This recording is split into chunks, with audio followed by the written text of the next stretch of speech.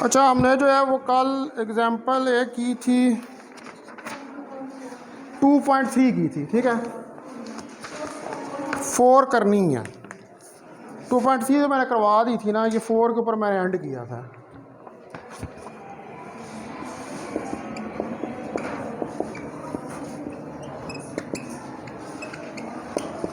अच्छा, ये एग्जाम्पल जो है इसमें कल आपको बताया था कि एक लॉन्ग सिलेंडर है, ठीक है, जो कि कैरी कर रहा है एक charge density that is proportional to distance from the axis, और जो रो दी हुई है उसकी वैल्यू दी हुई है के एस, ठीक है। तो यहाँ पर के जो है कोई कांस्टेंट है, वो कहता है find the electric field inside the cylinder. आपने electric field inside the cylinder find करना है एक लॉन्ग सिलेंडर के। तो अब ऑब्वियसली जो है ये what is this is a cylindrical symmetry, ठीक है। तो ये एक सिलेंड्रिकल सिमेट्री है, तो हमें फिर गाजियन सरफेस जो है वो भी सिलेंड्रिकल ही ड्रा करनी पड़ेगी। तो पहले हम ज़रा वो सिलेंडर ड्रा करके देख लेते हैं जिसके अंदर हमने फाइंड करना है। तो आप ये देखें कि ये आपके पास सिलेंडर है,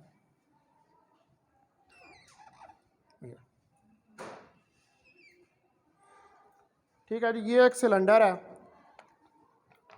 और इस सिलेंडर के ये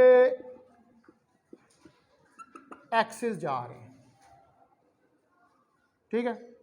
इस सिलेंडर के अंदर हमने अब एक छोटा गाजियन सिलेंडर, क्योंकि उसने कहा कि सिलेंडर के अंदर इलेक्ट्रिक फील्ड, यानी कि जो पॉइंट पी जो आप लेते हैं कि जिसके ऊपर आपने इलेक्ट्रिक फील्ड को कैलकुलेट करना था, वो सिलेंडर के अंदर कहीं पर लाई जो है वो कर रहा है, ठीक है, सिलेंडर के अंदर है कहीं पर। तो आप एक सिलेंडर, गाजियन सिलेंडर इसके अंदर ड्रा करें। अब ये जो गाजियन सिलेंडर आपने ड्रा किया है, इस गाजियन सिलेंडर का जो रेडियस है वो स्मॉल एस है और इसकी लेंथ स्मॉल एल है,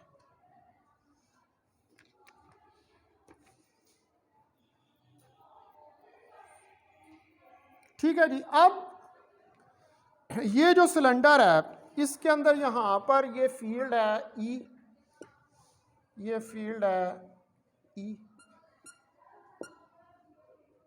electric field.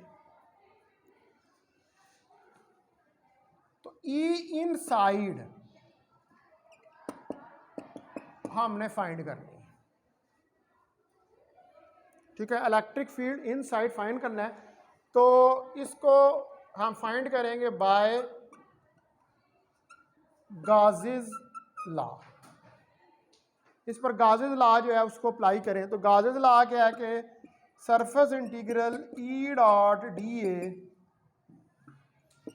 Q enclose over epsilon not, यही गाजेस लॉ, ठीक है। अब इसके अंदर जो क्यू इनक्लोज्ड है वो हमें निकालना पड़ेगा, ठीक है, और रो उसने दी हुई है। तो चूंकि यहां पर रो है तो d q over d v, charge per unit volume. तो यहां से d q rho d v, इसका इंटीग्रल ले लूं तो इसको कह दूं 0 से q enclose d q rho d v volume integral. तो ये क्या हो जाएगा, क्यू इनक्लोज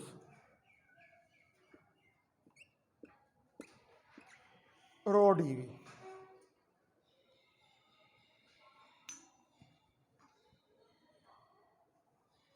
अब सिलेंडर है, रो दी हुई है, सिलेंडर है तो फिर सिलेंड्रिकल कोऑर्डिनेट्स चाहिए उसको सॉल्व करने के लिए, ऐसे ही है, ठीक है। और रो दी हुई है, और रो जो है उसने कहीं पे ये जिक्र नहीं किया कि यूनिफॉर्मली डिस्ट्रीब्यूटेड है,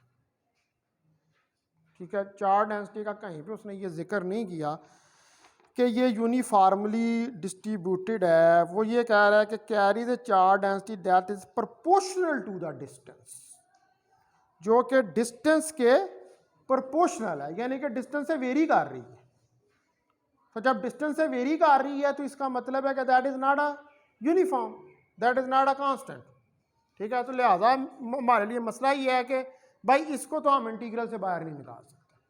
पहले तो था ना कि जब यूनिफॉर्म होता था तो सीधा सीधा उठा के इसको इंटीग्रल से बाहर निकाल लेते थे, तो कर लेते थे। अब यहाँ पर इसको इंटीग्रेट करना पड़ेगा। क्यू इन क्लोज जो है वो आपको निकालनी पड़ेगी। तो क्यू इन क्लोज निकाल के देखते हैं। यहाँ पर रो की वैल्यू रखें के एस, मैं इसको प्राइम कह देता हूँ वैसे, क्योंकि मैंने इंटीग्रेट करना है ऐसे ही है, लेकिन जब इंटीग्रेशन के बाद एस में कन्वर्ट हो जाएगा। अच्छा, अब आपको चाहिए वॉल्यूम सिलेंडर का। ये मैंने डिटेल के साथ ये वाली चीजें करवाई हुई है। तो एस प्राइम रेडियस ही है ना उसका, d s prime d phi d Z,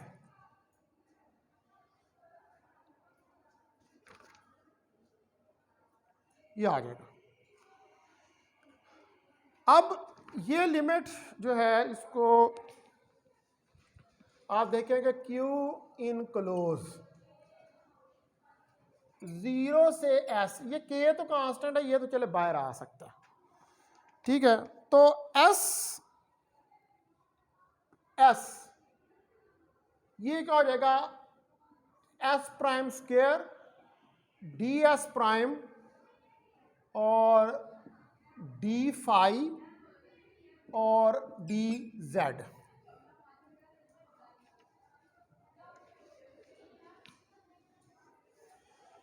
ठीक है जी। अब फाई की क्या होती है लिमिट, 0 से 2 पाई, और डी जेड लेंथ है उसकी 0 से स्मॉल एल। ठीक है जी। तो क्यू इन क्लोज आपके पास आ जाएगा कि अभी मैं इसको नहीं सॉल्व करता, इनको कर देता हूं, तो यहां से 2 पाई आएगा, 2 पाई एल, इधर से एल आ जाएगा इंटीग्रल। तो 0 से एस, एस प्राइम का स्क्वायर डी एस प्राइम।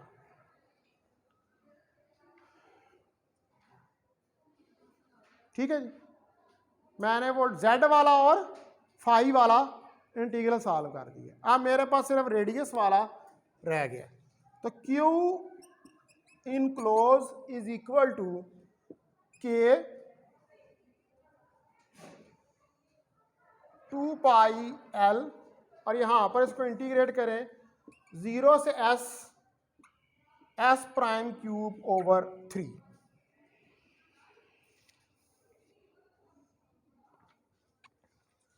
तो इसके ऊपर लिमिट लगा दें, तो क्यू इन क्लोज 2 पाई के l s cube divided by 3।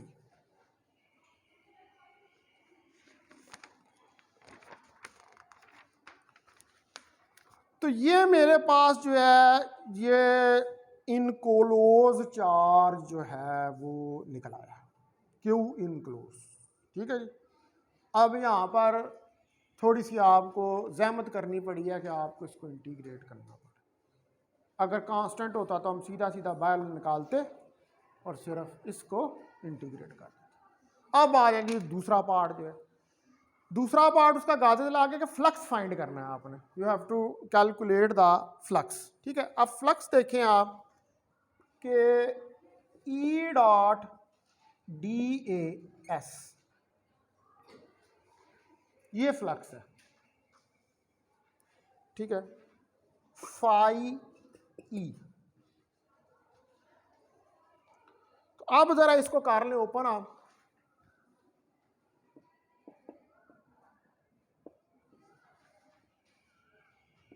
E d ए कहा था थीटा,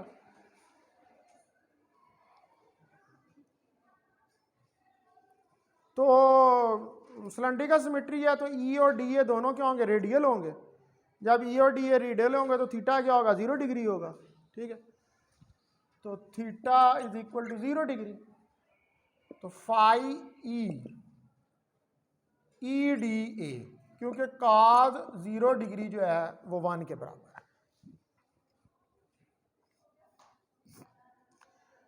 अच्छा, अब फील्ड के बारे में उसने ये नहीं कहा कि वो यूनिफॉर्म नहीं है। ठीक है, तो फील्ड यहाँ पर जो जनरेट हो रही है वो फील्ड जो है वो यूनिफॉर्म ही है।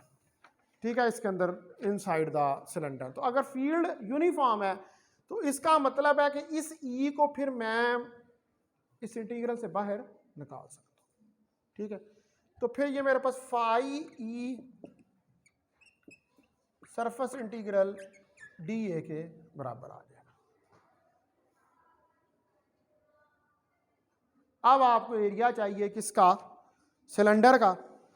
तो सिलेंडर का जो एरिया है phi E into 2 pi s l, this is the area of cylinder. ठीक है, ये s d A 2 pi s l के बराबर होता है, एरिया ऑफ द सिलेंडर। ठीक है, अब आप जो है वो फिर लगा दें इसके ऊपर गाजेज ला। अब दोनों साइडें तो हमारे पास कैलकुलेट हो गई हैं, तो गाजेज ला जब लगाएंगे तो phi E is equal to q in close over epsilon naught के बराबर होता है। तो फाई ई की value E into 2 pi s l is equal to q in close की वैल्यू हमने क्या निकाली हुई है, कितने की, ये क्यू इन क्लोज की वैल्यू ये। ठीक है, 2 पाई के l s cube divided by 3 epsilon not.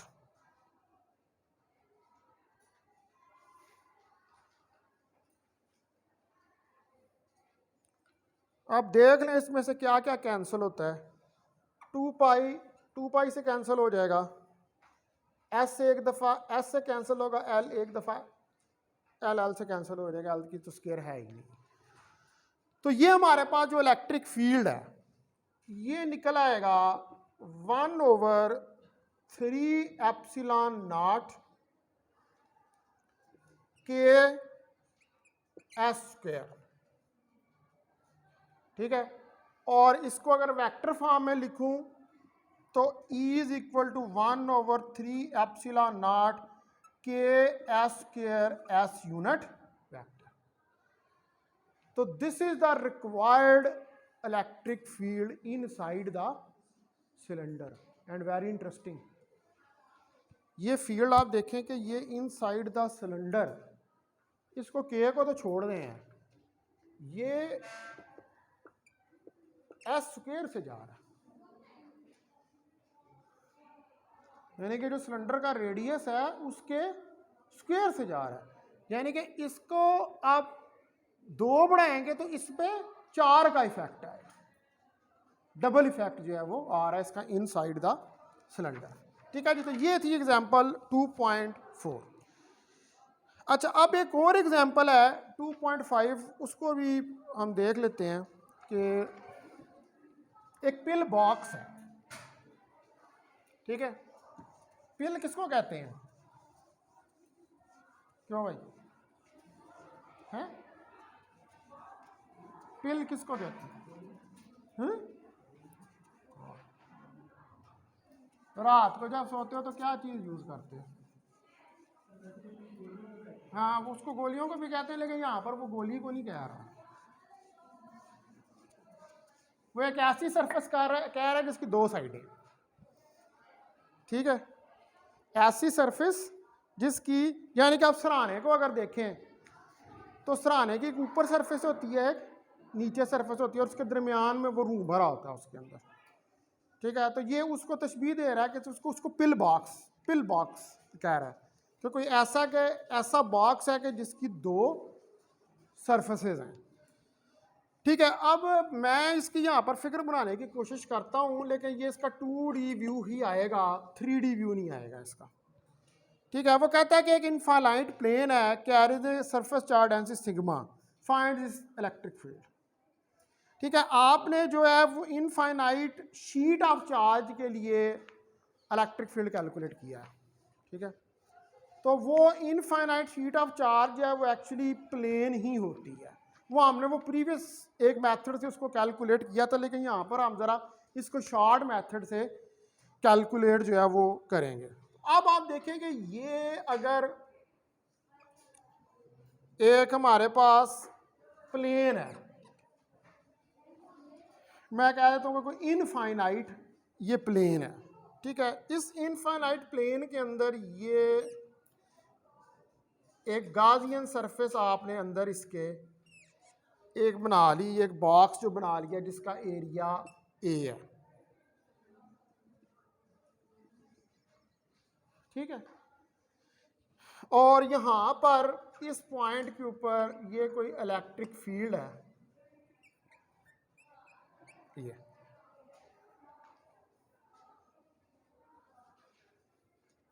अच्छा हमने ये क्या किया है, ये ड्रा किया है एक गाजियन पिल बॉक्स। ठीक है, we have drawn a Gaussian pill box. एक गाजियन पिल बॉक्स जो है उसको ड्रा किया। अब ये जितना ऊपर है उतना ही ये नीचे है, एक्सटेंड हुआ हुआ है।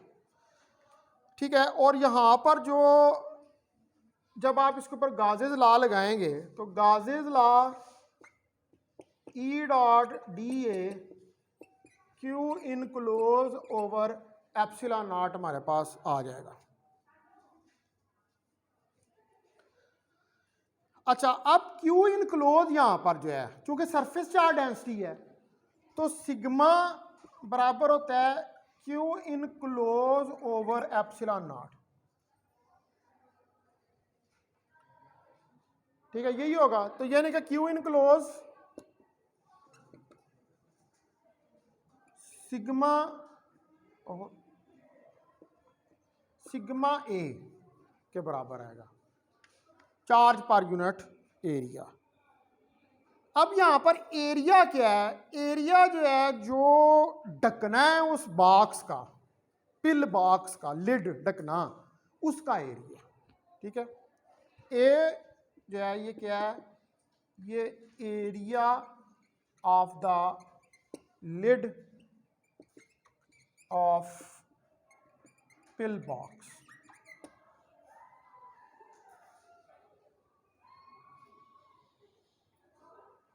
अब जो सिमेट्री है वो ये कहती है कि जो ई है ये पॉइंट करेगा away from the plane by symmetry.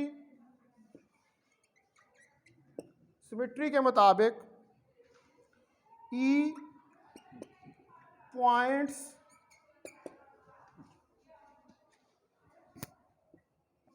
Away from the plane, plane से अवे पॉइंट करेगा अपवर्ड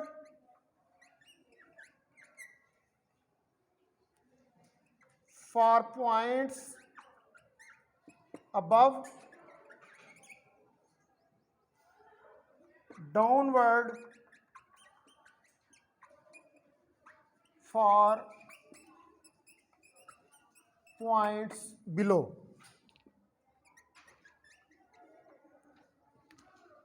ये पॉइंट है ना, इसके अप और इसके डाउन, अवे जो है ये जा रहा है इससे। तो जो टॉप और बॉटम सरफेसेस हैं अब आपके पास, ये टॉप और ये bottom, so top and bottom surfaces yields. तो जो टॉप और बॉटम सरफेसेस हैं वो उनसे आपके पास जो आएगा ई dot d A.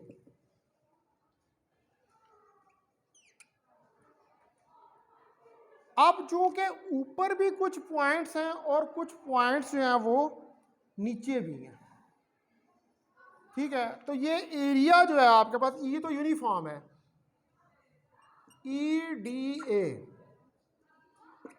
cos of theta, theta 0 degree, तो ई डॉट डी ए, ई को बाहर निकाल लें क्योंकि cos 0 डिग्री 1 है और फील्ड यूनिफॉर्म है। अब ये आ जाएगा डी ए। अब ये जो डी ए है ना, इसकी लिमिट जो जाएगी वो 0 से 2a तक जाएगी। उसकी वजह यह है कि कुछ इधर भी हिस्सा है और कुछ इस तरफ भी हिस्सा है, तो टोटल एरिया जो बनता है वो 2a का बनता है। तो हम कहेंगे कि ये हमारे पास ई डॉट डी ए ई 2a के बराबर आ जाएगा।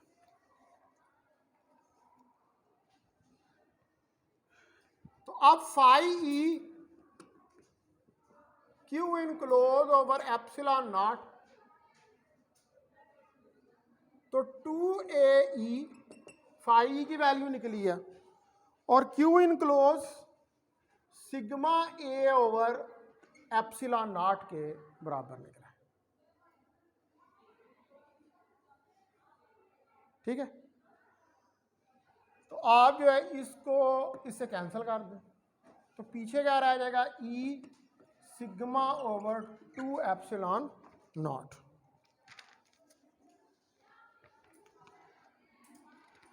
ठीक है, तो ये आप जब इसको वेक्टर फॉर्म में लिखेंगे तो E is equal to sigma over 2 epsilon naught n unit vector के बराबर।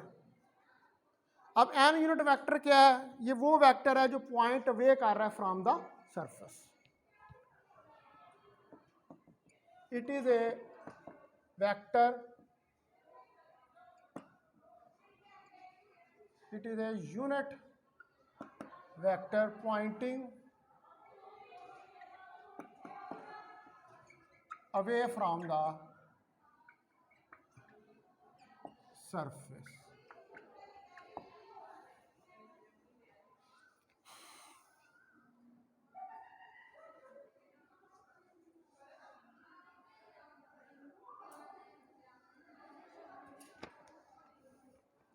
ठीक है जी, तो ये एग्जांपल होगी 2.5।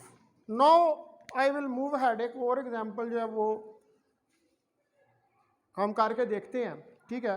वो है एग्जांपल 2.6, वो भी इसी की जो है रिलेटेड है एप्लीकेशंस ऑफ गाजेस लॉ से।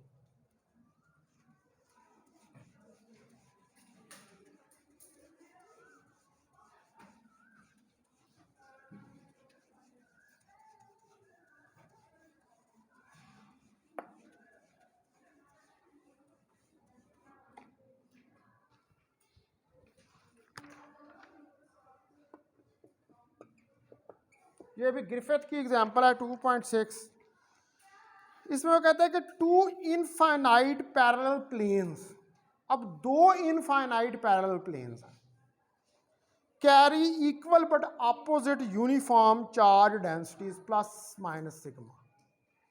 2 प्लेन्स हैं, चार्ज उनके ऊपर जो वो इक्वल मैग्नीट्यूड का, लेकिन जो उसका साइन है वो डिफरेंट है, यानी कि एक के ऊपर पॉजिटिव चार्ज है और एक के ऊपर जो है वो नेगेटिव चार्ज है, ठीक है। 2 इनफाइनाइट प्लेन्स हैं। अब आपने इलेक्ट्रिक फील्ड फाइंड करना है इन 3 रीजन्स। अभी मैं फिगर बनाऊंगा उसके अंदर उसने 3 रीजन्स मेंशन किए हुए हैं इन इनफाइनाइट प्लेन्स के लिए। वो कहता है इन 3 रीजन्स के अंदर आप इलेक्ट्रिक फील्ड फाइंड करें। पहले के अंदर वो कहता है to the left of both planes, दोनों प्लेनों की लेफ्ट साइड के ऊपर। फिर कहता है बिटवीन देम, दोनों प्लेनों के दरमियान में। तीसरे नंबर पर कहता है to the right of both, दोनों के राइट आपने फाइंड करना है, ठीक है। तो पहले हम जरा फिगर जो है वो इसको बनाते हैं। ये देखें कि ये आपके पास 2 इनफाइनाइट प्लेन्स हैं,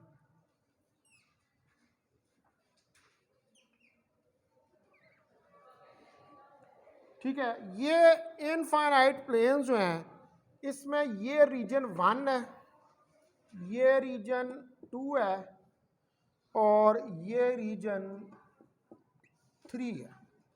इसके ऊपर प्लस सिग्मा, इसके ऊपर माइनस सिग्मा। ये होगी इसकी फिगर ए। अब जो फील्ड की फिगर है वो भी हम बनाते हैं। यहाँ पर देखें, ये एक लाइन, एक ये लाइन, यहाँ पर ये रीजन 1, यहाँ पर ये रीजन 2 और यहाँ पर ये रीजन 3।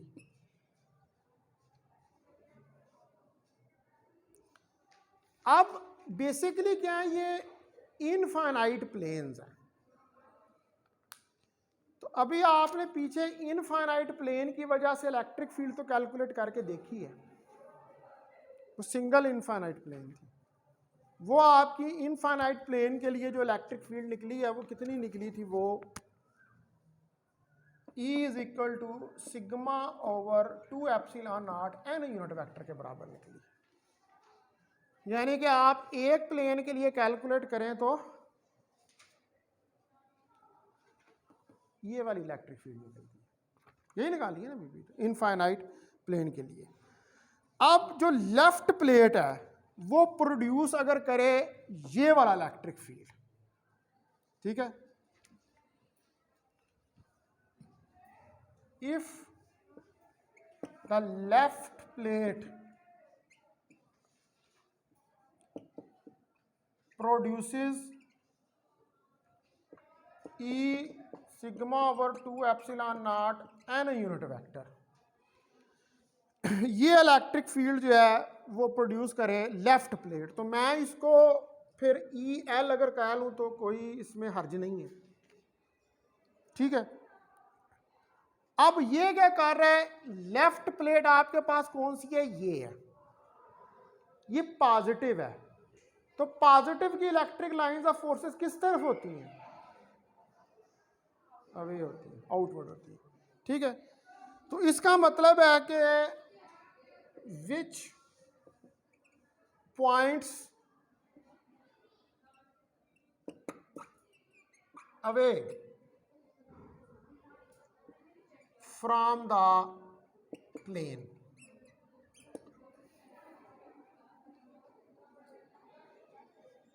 ठीक है। तो ये प्लेन से लेफ्ट अवे होगा to the reason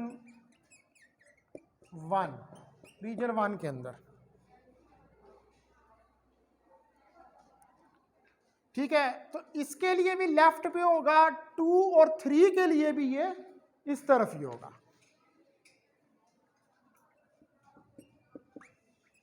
It is also away from 2 and 3, तो 2 और 3 से भी ये लेफ्ट के ऊपर भी होगा। अब राइट प्लेट जो है वो नेगेटिवली चार्ज है, ये राइट प्लेट जो है ये नेगेटिवली चार्ज है, तो ये भी प्रोड्यूस करेगी इलेक्ट्रिक फील्ड, और ये भी इलेक्ट्रिक फील्ड जो है as right plate is negatively charge, it will also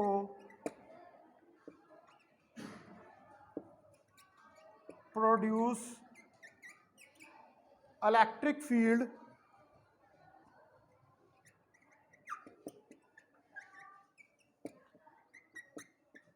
E right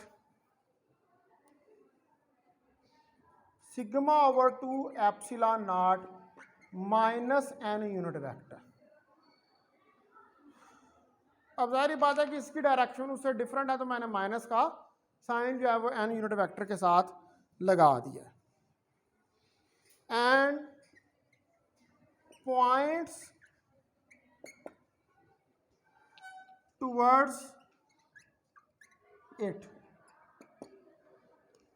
अब ये है ना, तो ये इसके अंदर की तरफ, इस तरफ नहीं, नेगेटिव लाइंस क्या होती हैं, वो अंदर की तरफ जाती हैं, तो ये इसमें यूं अंदर की तरफ जो है वो लाइंस जा रही हैं, ठीक है, टुवर्ड्स इट जो है वो जा रही हैं। तो इसका मतलब है कि ये दूसरे और तीसरे रीजन के लिए भी अंदर की तरफ ही जा रही है। Also for second and third region, second और थर्ड रीजन के लिए।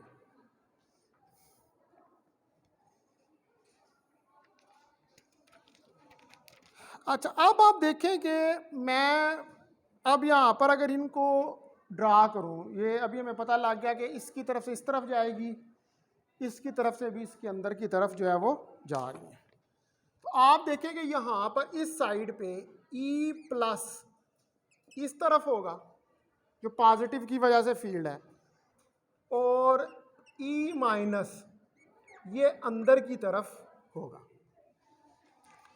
इसी तरह इस रीजन के अंदर E प्लस इस तरफ होगा और E माइनस इस तरफ नहीं होगा, वो भी इसकी तरफ ही होगा, अंदर की तरफ, ठीक है। अब इस साइड के ऊपर ये E प्लस होगा और इस तरफ ये E माइनस होगा,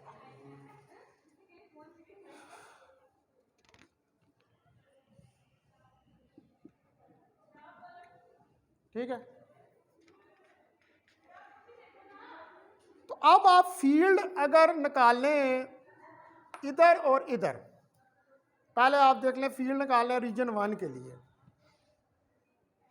फॉर 1, तो total field E plus E minus sigma over 2 epsilon naught minus sigma over 2 epsilon naught is equal to 0, ठीक है। E टोटल लेफ्ट के ऊपर किसके बराबर आ गया, 0 के। अब राइट पे निकाल लो, E right E plus E minus sigma over 2 epsilon naught minus sigma over 2 epsilon not, ये काट गया, दैट इज इक्वल टू 0। इसका मतलब है कि E लेफ्ट 0 है, E राइट भी 0 है। अब रह गया पीछे अंदर वाला दूसरा रीजन, ठीक है। तो ये फॉर रीजन 1 था, फॉर ये रीजन 3। अब आ रहे हैं आप रीजन 2 के ऊपर।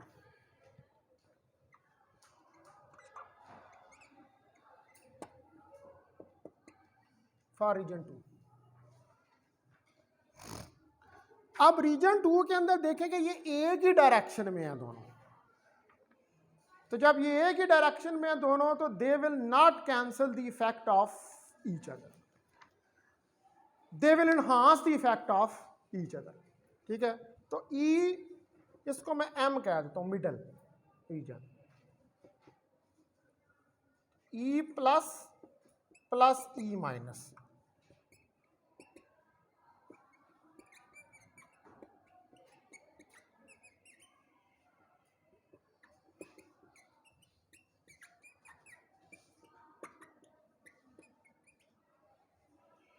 ठीक है। तो E मिडल पे कितना निकल आया, सिग्मा ओवर एप्सिलॉन नॉट, ठीक है। अब ये भी पॉइंट करेगा किस तरफ, राइट की तरफ, ठीक है।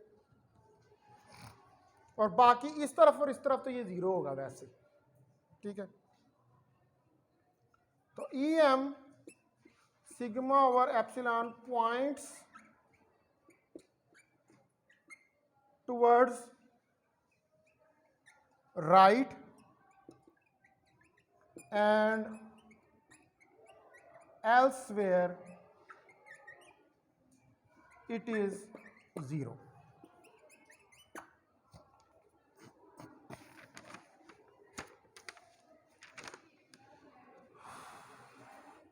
ठीक है जी। तो आप जितनी इसके अंदर एग्जांपल्स थी यही थी गाजेस लॉ की, बाकी आपने दूसरी भी एप्लीकेशन जो हैं वो करके देखी हैं। नो अब आगे जो है वो आपने प्रॉब्लम्स करने हैं जो इससे रिलेटेड है।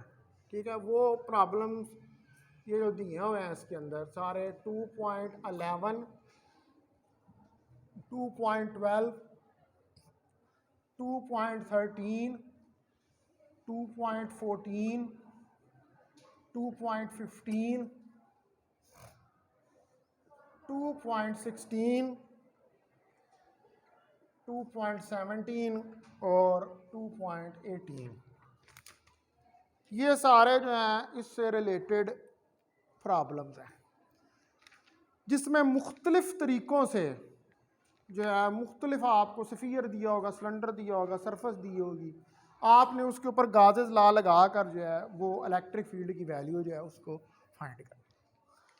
ठीक हो गया जी। अब नेक्स्ट जो मैं आगे जाऊंगा, ये हमने अभी जो सारा डिस्कस किया है ये था गाजेस लॉ। यानी कि गाजेस लॉ होता है del dot E is equal to rho over epsilon naught, divergence of the electric field. ठीक है, क्या कि सारी ये कैलकुलेशन गाजेस लॉ की क्या थी, इसकी जो गाजेस लॉ की इंटीग्रल फॉर्म को जब आप डिफरेंशियल फॉर्म में कन्वर्ट करते हैं तो वो डिफरेंशियल फॉर्म के अंदर वो डाइवर्जेंस होता है इलेक्ट्रिक फील्ड का। तो हम एक्चुअली ये सारा डाइवर्जेंस जो है उसको कैलकुलेट करते रहे हैं, उससे रिलेटेड ही हमने ये सारी एग्जाम्पल की हैं। अब नेक्स्ट काम जो हमने करना है वो हमने करना है कि जो कर्ल है इलेक्ट्रिक फील्ड का उसको कैलकुलेट करके देखना है। यानी कि our next is del cross E. कि डेल क्रॉस ई क्या होना चाहिए। वैसे तो शायद आपको अगर BSc का याद हो, जो पिछले EMT 1 या 2 के अंदर आपने पढ़ा होगा, वहाँ पर डेल क्रॉस ई की वैल्यू जो है वो 0 निकलती है। क्यों निकलती है 0? हाँ, और इसके अलावा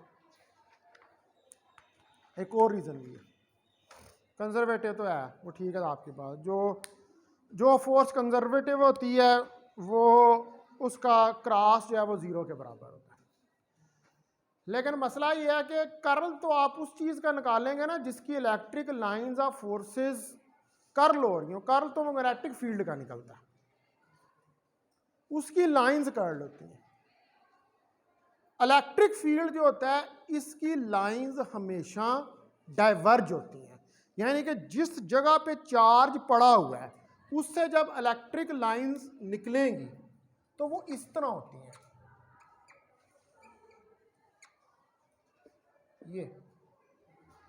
ये तो किसी पर्टिकुलर डायरेक्शन में पॉइंट कर रही हैं। ये तो उस पॉइंट से चार्ज क्या, charge is the source, charge source है, उस सोर्स से डाइवर्ज। तो जब आप डाइवर्ज हो रही हैं तो फिर डाइवर्जेंस ही निकालोगे ना उसका कर्ल तो नहीं निकल सकता। तो ये मैं इसकी आपकी फिजिकल रीजन बताइए, इसके बाद वो मैं कल आप इसको कैलकुलेट करूँगा। ठीक है जी। अब वो जिस जवान ने प्रेजेंटेशन देनी है वो आज